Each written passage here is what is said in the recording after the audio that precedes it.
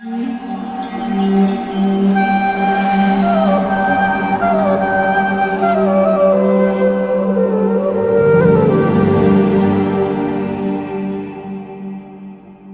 grew up about 20 miles north of Boston,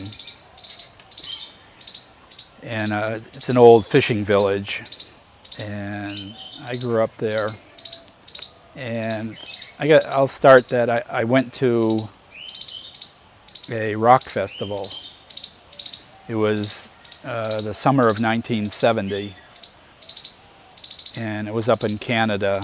And it was like the same bands as Woodstock. It was just 1 year after.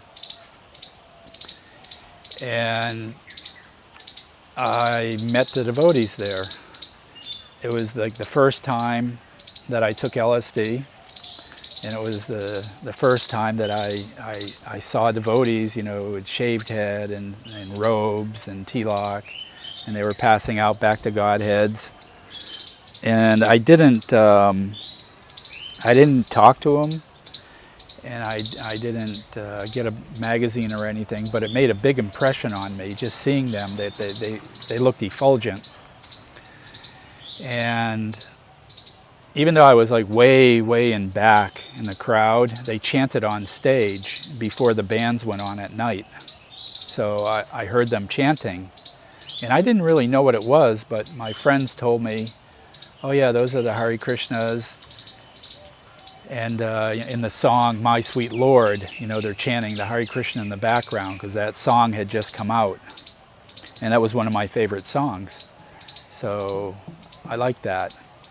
And after that, I kind of forgot about it until in the fall of 1970, I went to, it was actually my Boy Scout leader's house. And some of my friends said, oh, the Hare Krishnas are coming to the school. You want to go see them? And it was actually a Sunday night.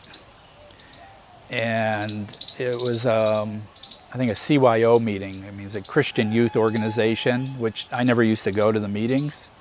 But I said, oh yeah, I remember the Hare Krishnas. I saw them at this rock festival. So I was interested to go. So me and my friend, we went there, and in the auditorium, we sat right in the very front seats, right in front of the stage, and we were just waiting and waiting. And then all of a sudden, Haridayananda peeked his head through the door and just looked around, but a shaved head with tilak. And kind of the crowd kind of laughed a little bit, but then he went back. He was just making sure it was the right place. And he went and he got all the other devotees. They came in. And they chanted. There was like a little stage. They chanted. It was very attractive. The chanting of Hare Krishna. Haridayananda gave a little lecture. And at the end he said, we're going to pass out magazines to everyone, and we also brought some prasadam, spiritual food, and we're also going to pass that out because it was a Sunday night, so they brought some of the Sunday feast with them to this engagement. So, and also the devotees that were there on the stage, they came into the crowd to talk to people, just like one-on-one. And my god brother Parikshit Prabhu, he sat down like right in front of me, and we started talking, and he started explaining Krishna Consciousness, how it's, to think of God all the time, Krishna Consciousness. And when he said that, I said, well, isn't everybody thinking of God all the time anyways? And he said, yes, but they're not conscious of it. So Krishna Consciousness is being actually conscious of God. I was a little impersonalist. But what he was talking, it was like very attractive to me. And he showed me they passed out back to Godheads, and they had pictures of the London deities with the Brahma Samhita prayers. Krishna is bedecked with a peacock feather and his blooming eyes, like lotus petals, and he's the hue of a new rain cloud, and it was like very poetic and beautiful. And he kept on saying, you see, this Krishna consciousness is not dry. It has such, beautiful art and beautiful poetry, and we sing and dance, and it's so nice. And everything was just making sense, and he was talking about how the soul is eternal, and that's who we really are. And what they're doing in Krishna consciousness is devotional service, which is like the real activity of the soul. And then they passed prasadam, and I got a samosa, with the twisted edge. And Parikshit was saying, so this is spiritual food. It's not material, and by eating it, you can become purified. You can actually awaken your love of God. And I had never seen anything like it, so spiritual food. I took a big bite out of it, and then I looked inside, and I could see there were some peas in there. So I said, hey, there's peas in here. I thought you said it was spiritual. And he said, no. Spiritual means that, we take these things and we offer it to Krishna, and it becomes spiritualized. It becomes spiritual. That's why it's spiritual food. He said, just like if you have an iron rod, you put it in the fire, it becomes red hot. And then like wherever you touch it, things will also turn into fire. They'll burst into fire. And I really like that example of how things can become spiritualized by offering to Krishna. They seemed so happy, and everything made so much sense. That is, I decided, okay, I'm just gonna, hitchhike in there and see if I can join. So that next day, instead of going to high school, I hitchhiked into Boston. And when I finally got to the temple, it was a little after noon, and I knocked on the door, and Murlidhar Prabhu, who is another artist in ISKCON, answered the door, and he said, I just knocked on the door. I didn't say anything. He just looked at me, and then he said, I'm serving out prasadam right now. Do you want to help me? I said, okay. So, first thing, without even, before saying hello or anything, I was brought in, and I was serving out chapatis on people's plates. And pretty soon I started to notice a few of the people that were at the engagement on that Sunday. And after lunch, we went out on Harinam over in Cambridge Commons. And, we were chanting and dancing, and I still didn't even know the mantra, the Hare, but I was, trying to learn it. And that night we came back to the temple, and it was evening and getting a little late, and Haridananda was the temple commander. Satsrup was the temple president, and Haridananda was temple commander. Took me aside and said, I hear you want to move into the temple. And I said, yeah, I do. And he said, well, why? And I said, well, because if I'm a spirit soul, and I'm eternal, and everything that I see around me is temporary, I just want to do something that's eternal. And he said, okay, but, because you're underage, you're only 16, you have to get your parents' permission if you want to move in. And I said, that's not a good idea. You don't know my parents. They'll never let me stay here. And he said, no, Krishna will protect you. And I still said, no, you don't know my parents. This is not a good idea. They're not going to let me. And still, though, he said, you have to. So, there was the one temple telephone, and I called up my house, and my mother answered. And I said, hey, Mom, I'm at the Hare Krishna temple, and, I want to move in here. And she said, whoa, thank you for calling. We were worried where you were. Thank you for telling us where you were. And, if this is what you want to do, okay. But, come back, tomorrow, and we'll talk. Something like that.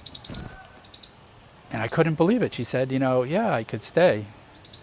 And I said, oh, he said Krishna would protect me. Krishna protected me. This Krishna consciousness really works. So, gave me some faith. So I, stayed there, went to Mangal Artik and the whole morning program the next day. And we went out on Harinam, in lunch. And we went, out. And we used to go out on Harinam in the morning, come back for lunch, then go out and Harinam in the afternoon. And after the afternoon Harinam, I said, well, I'm not going to go back to the temple with you guys. I have to go home, and get my stuff so I can move in to the temple. And the devotees were saying, oh, yeah, we've heard that before. Don't go because you might not come back. And I said, no, I'll be back. I just have to get my stuff so I can move in. And I hitchhiked, back to where I was living. And it was interesting because they told me that, when you chant Hare Krishna, even the grass and the trees and all living entities, they get benefit also. So I remember I was hitchhiking on the side of the road and I was looking at the grass and thinking, oh, yeah, I'll chant to the grass. So I was, Hare Krishna, Krishna Krishna, Hare Hare, Hare Rama, Rama Rama, Hare Hare. Thinking, the grass is hearing me, going to get some benefit. And, I hitchhiked back, and then when I got to my house, I came in, and my mother and father, were there, and my dad asked, so, why do you want to do this? So I said, well, everything that you see is temporary, but I'm an eternal soul, so I want to do something that's eternal. And then mother and father were just kind of looking at each other, and they said, well, okay, but you have to return all your hockey equipment to your coach. Because I was actually on a hockey team at that time. And I said, okay. So we got all my, hockey equipment, and we went with my father to go return it to my coach. And when I got there, the coach was the same question. He said, hey, why do you want to do this? And I said, well, if I'm an eternal soul and everything that I see is temporary, I want to do something that's eternal, and devotional service is eternal. And my coach looked at my father, and my father said, what can you say to him? So, I went back and, I got some blankets off my bed and some, socks and a few clothes, and put it under my arm and, hitchhiked, back into Boston to move into the temple. And I moved in, and then the next day I shaved up. I didn't know much of the philosophy, but just by, the one thing that really attracted me was how much like a family and how happy all the devotees seemed. And especially they used to tell stories about Srila Prabhupada, and then you could see, their eyes would light up and they'd become so happy, and it'd be such a loving exchange to hear them talk about their experiences with Srila Prabhupada. It just was, so nice that I wanted to be part of that. And, this was the fall of 1970, and ISKCON Press was there. It was actually the biggest temple in ISKCON. ISKCON Press was there. We had 65 devotees in the temple. It was even bigger than LA at that particular time. Very soon after, other temples became bigger. And also, in February, ISKCON Press moved down to New York. And so then Boston really became a small temple.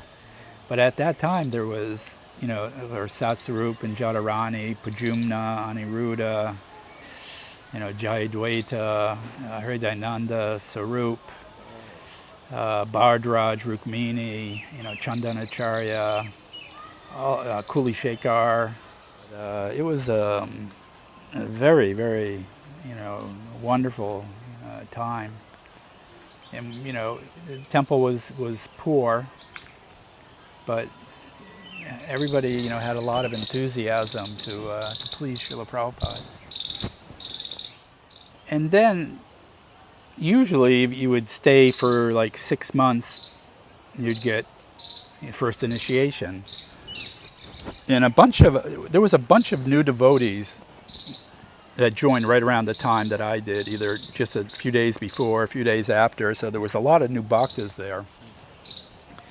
And Satsarup wrote a letter to Srila Prabhupada, you know, see if we could get initiated.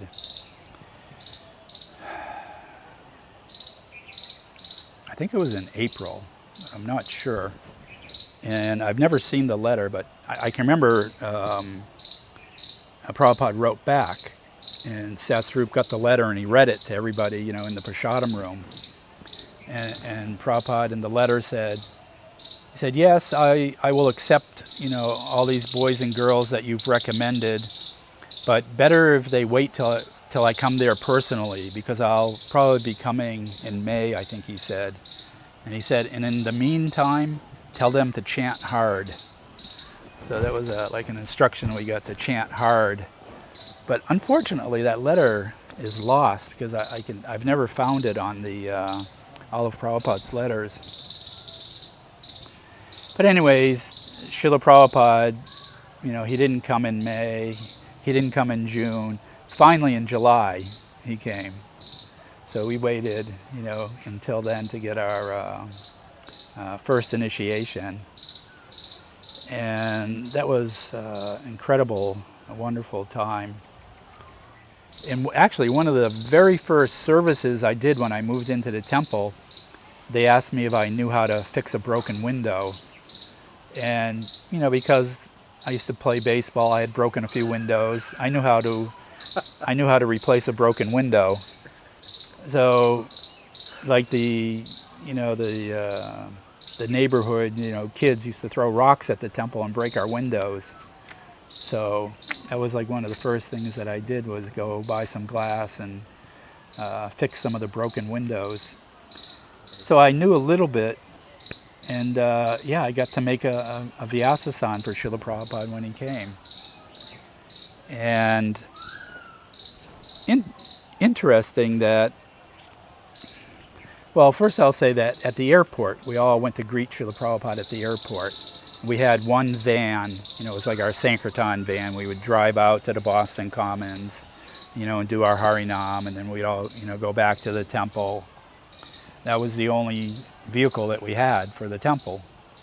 So when Srila Prabhupada was coming at the airport, they arranged, somebody had a really nice car that was, you know, picking up Srila Prabhupada to bring him to the temple. But all the devotees had to get in this van. So, you know, we went in the van, they dropped us off at the airport. Then he had to go drive and park the van, you know, in the parking area. So I can remember we're having like a big kirtan. Prabhupada stepped out, you know, and everybody just went, Jai! We're behind glass, but we went, Jai! And Prabhupada looked up, you know, right at us where we were behind the glass. And then we paid obeisances, and then Prabhupada was walking down, and he came into the airport, and they brought him to a little area. He sat down. They gave him some garlands. He didn't really talk much, but he just wanted, you know, to go to the temple. And we had a big kirtan with him, you know, through the airports. You know, this was when you could just go right into the airport. There wasn't so much security, you know. So we had, you know, right from the gate, we had this big kirtan, you know, leading Srila Prabhupada out. And the car was waiting for Srila Prabhupada. And Srila Prabhupada got in the car. And, you know, we were chanting. And then, you know, he drove off to the temple. Then I was thinking, oh my God, you know, I want to go with Prabhupada. I want to be there when he gets to the temple. And then I looked around, and, you know, the devotee who was driving the Sankirtan van was there with us. You know, so he had to go and get the van out of the parking, and we were just waiting there. And really, it was like, you know, a moment seemed to be like 12 years or more. Because we were just, you know, we just had to wait for the van to come by. And meantime, Prabhupada had already driven off to the temple. So finally the van came, and they picked us up, and we were all in the temple, in the van, and we're, oh yeah, hurry, let's go. And then, as soon as we pulled into the driveway, everybody got out of the van and, ran into the temple room and, paid our obeisances. And then, sure enough, Srila Prabhupada was sitting on the Vyasasana. And I remember it was like a lot of like incense and stuff, and Srila Prabhupada was speaking. And I was trying to hear. And I don't remember exactly what he said, but I really got the impression that, boy, this is exactly what he says in all his tapes, because I'd heard so many tapes of his, and I was just, oh yeah, it's exactly the same, here it is in person, but he's saying the exact same thing, but it was, wonderful, to see him sitting on the Vyasasana. And after the lecture, he got off the Vyasasana, and right where the temple room is, there was a door, a little hallway. Then we had some rooms for Srila Prabhupada to use while he was there. And Srila Prabhupada went into the room. It was kind of a small room. It was one of the brahmachari ashrams, but we fixed it up for Srila Prabhupada to stay in. And Satsvarup and some other devotees went in with Srila Prabhupada. The door was open. Other devotees were like in the hallway. I didn't get to go in the room. But Prabhupada had, just like a little small talk, like, how are you, some of the devotees. And then Satsvarup said, well, Srila Prabhupada, we've rented a hotel for you, and it's getting late, so, it's probably, we better go to the hotel room now. And then Prabhupada said, his eyes got really big. He said, hotel? He said, I'm not going. And he quoted a verse, and he said that the forest is in the mode of goodness, and the city is in the mode of passion. He said, but a hotel is simply a brothel. He said, I'm not going. He said, but the temple is Vaikuntha. I'll stay in the temple. And he had a big smile. And of course, everybody went, Jai! And we were so happy, but we hadn't prepared for it. It was interesting that this is my remembrance of it, that there was this elderly gentleman. He was like in his 80s. He used to visit the temple a lot. Kind of an eccentric guy, but he liked kirtan. And he convinced Satsvarup that the temple wasn't good enough for Srila Prabhupada to stay in. He used to say, Prabhupada is the Jagat Guru, the spiritual master of the universe. You have to give him a really nice place to stay. So he volunteered to rent the best hotel in Boston. It was like the Four Seasons Hotel, the penthouse suite. And he rented that, for Srila Prabhupada. And devotees went there, and they cleaned it really nice. They put fresh flowers, hung pictures of Krishna on the wall, and they were all prepared, Srila Prabhupada was going to stay there. But here Prabhupada came, and he said, I'm not going. And he was like immovable. So, we were so happy that he was going to stay at the temple, but it wasn't prepared. But somehow they got a mat. He just stayed like on a mat on the floor in this one room, which was maybe 14 by 12 or so, but not very big room. And the 2 nights that he stayed there, that's where he stayed. And interesting, because that was where the brahmacharis usually stayed. We all moved our stuff to the basement, and I can remember I had to do a bunch of cleaning and things, that evening. And so finally, when it was time for me to take rest, it was like really hard to find a spot on the basement floor. So I was kind of looking around, and finally, I found one spot, and I laid down on my back, and I was looking up, and then it just occurred to me, I was exactly under Prabhupada's room. So I'm looking up, and oh my God, Srila Prabhupada is just right above me. He's right there. But then, and he's here in the temple. And then I get this not a realization, but just like a sensation that he's actually always been here. And it really felt like that, since, we've been worshiping Prabhupada and, paying our obeisances to him. Now that he was personally here, but it really felt like he had been there the whole time, So that was wonderful. And then the next day, I got initiated in the morning. It was a initiation fire sacrifice, and at the same time, he installed Radha Gopi Ballabha, the deities in Boston. And one of my jobs was to break up all the wood for the fire sacrifice, and we had it just in a cardboard box in the temple. And actually, there was a pillow on the floor with a little pillow leaning against the cardboard box with the wood in it, and that's where Srila Prabhupada sat for our initiation. Oh, wow. That ceremony was very special. Satsvarup Maharaj was doing the fire sacrifice, and he also did the Abhishek of Krishna, Radha Gopi Ballabha. And Srila Prabhupada also helped, after Radharani was bathed in the Abhishek, Srila Prabhupada dried her. And because we were sitting on the floor, Srila Prabhupada was also sitting on the floor on a cushion, just kind of opposite me. And to see him, he was like polishing Radharani's forehead for a while. And he would sit back and he would look at her. And then he would polish her some more, and then he would sit back and look at her, and he was polishing, and you could tell that he was like just there with Radharani, doing this service. It was really wonderful. And he also helped dress, Radharani. When they brought the first dress, they couldn't get it on. They had the Gauri was the pujari. They had to get some scissors and cut it a little bit just so that he could get the first dress on. And they dressed, and then they were put on the altar. And then Srila Prabhupada, he said to his servant, who was Aravinda, he said, get my glasses and Brahma Samhita.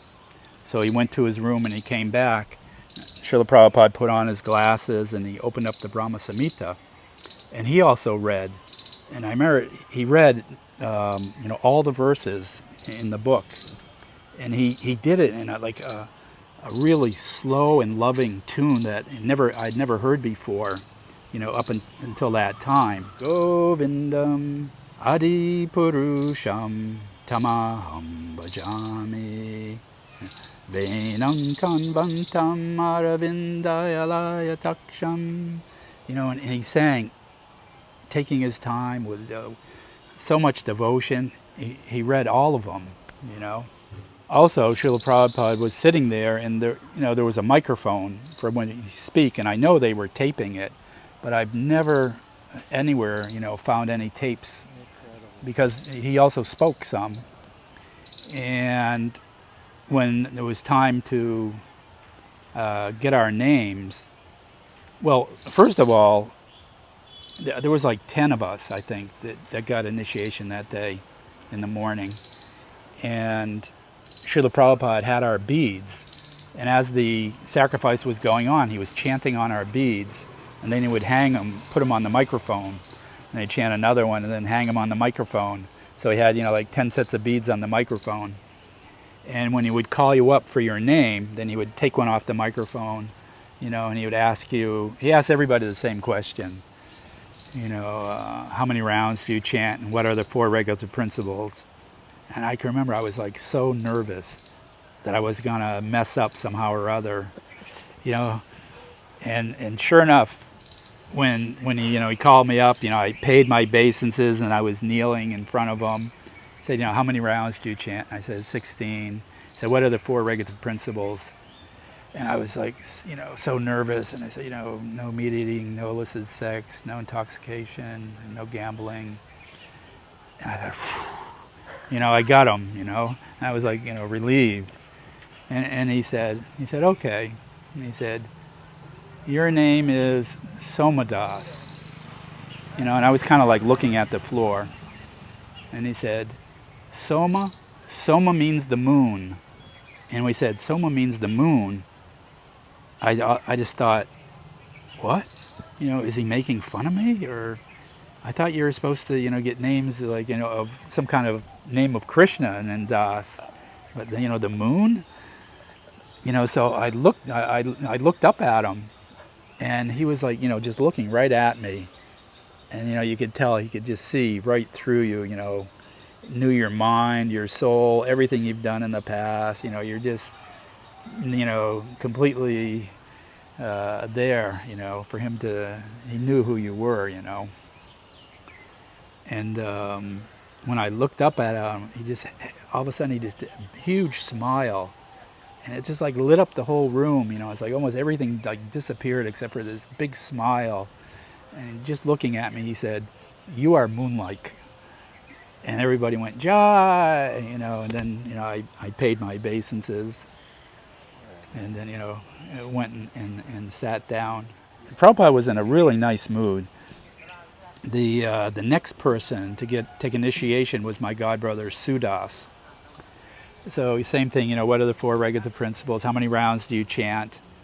And Prabhupada said, your name is Sudas. He said, Sudas means very nice servant of Krishna. Do you understand? And he was handing him the beads. And he shook his head no. And Prabhupada took the beads back. And he said, do you want to be or don't you? And of course he said, yeah. And Prabhupada smiled, and gave him the beads. And, after the fire sacrifice, the smoke was like filling the whole temple room. It was really smoky. And Srila Prabhupada told Satsrup, he said, fan the fire. So he had a paper plate, and he was, fanning the fire. It was just smoke everywhere. Then all of a sudden, poof, it burst into flames, and it kind of like lit up everything, and the smoke stopped. And Prabhupada commented, he said, smoke is Maya and fire is Krishna.